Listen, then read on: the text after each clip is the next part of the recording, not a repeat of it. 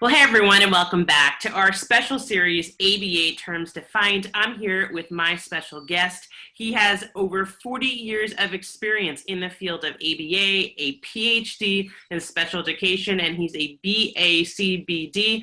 My name is Jessica Likewise. I'm the CEO of Hope Education Services. That's my dog in the background making all that noise. And we're going to have Keith define for us today what is behavior momentum. Keith, thank you so much for being here. Welcome back. And what is behavior momentum?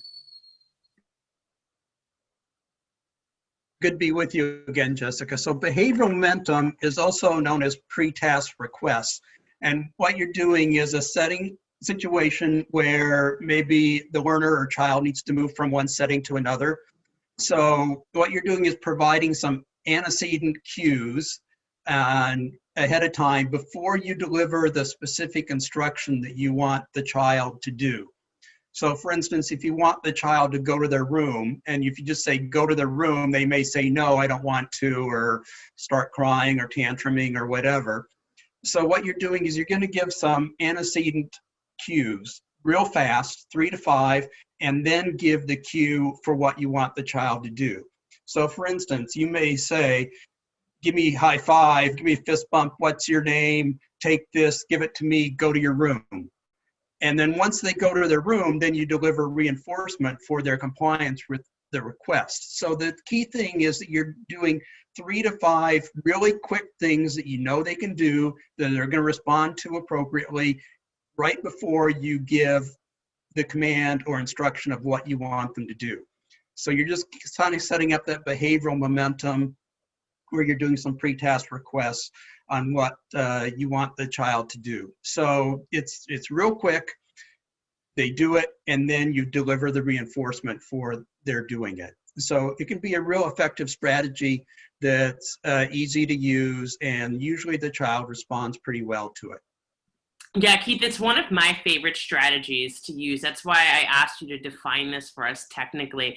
You know, for me, when I have a child who I know he may not want to comply with an instruction that's hard, usually I do my best to get them in that peak state where if they're gaining access to that reinforcement, they're knowing they did a great job, then they tend to be more likely to comply than if they're grumpy or, you know, if an instruction that's hard is just coming out of the blue. So this is a technique that I use all the time for children that have a hard time complying with instructions, or even just to raise their self-esteem if I'm going to be having them engage in something that's difficult for them.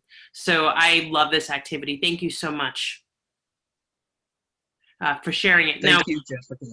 Keith, you have some books that would be incredibly valuable to people who want to learn about ABA, the technicalities of it, and how to really apply it in a meaningful way in their instruction and for their children. What are those books and where can we find them?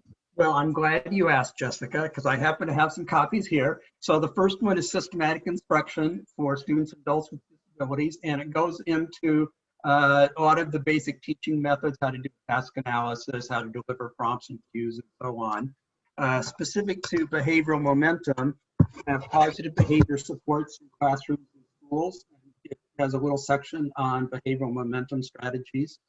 And then if you're working with individuals who are older, then we have positive behavior supports for adults with disabilities in employment, community, and residential settings, which also discusses those topics.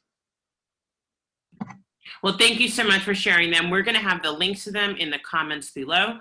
And I want to encourage you to get them. Check out Dr. Keith's stuff. He's incredible. I've learned so much from him, and I'm going to definitely be getting those books and checking them out. So thank you so much for being here. If you're watching this video, like and subscribe to the channel. We're going to put out more videos like this to help you better understand the technical terms of ABA.